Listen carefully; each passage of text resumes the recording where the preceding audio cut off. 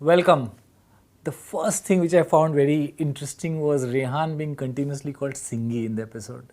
I grew up in Calcutta, and it is just memory, childhood memory of how people used to call me Kapoor, right? And some of them probably don't remember my first name that well, say Kapoor.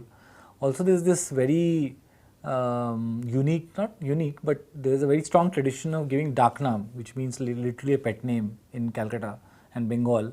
And some of those pet names can be really embarrassing if you grow up. So my empathy or sympathy with Singhi on being continuously called that.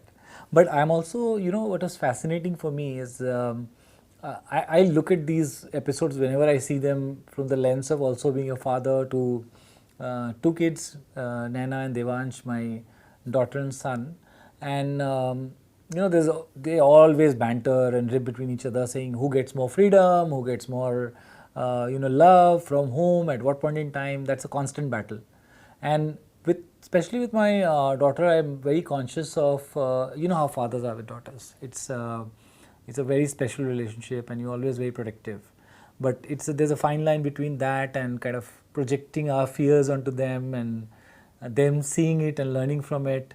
So that's something I just try to be conscious about. I don't know how good or bad I am at that, but always something at the back of my mind saying I should not be projecting anything of my experience too much or my fears too much onto this very, very informed generation. One thing which I keep observing and I see actually both my kids do it and also their friends is this whole concept of self-love and self-care.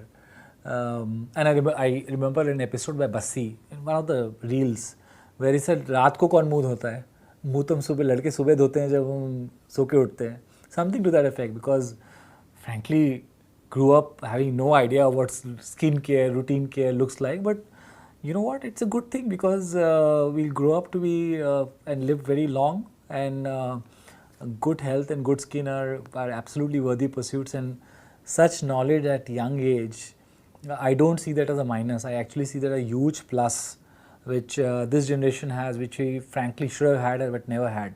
And connecting back to the parents of those who are watching, and equally message back to me as much, is I think this whole discussion around relationships, safe sex, what is good, what is bad, is actually, while it may be uncomfortable for us at some times because we didn't grow up discussing all this and a lot of this was taboo, but I think it is the right thing because this actually makes them far more informed, far more aware of many of the things that they should not be doing or they should be doing, right?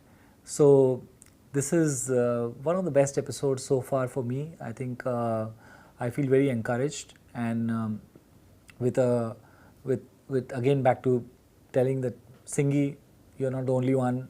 I've gone through it my childhood being called Kapoor continuously. So stay tuned. I think I'm looking forward to the next episode of The Secret Life of Teenagers. Slot is the truth, now open your eyes. Slot, Delhi edition on the beat. Secret life of teens, where the real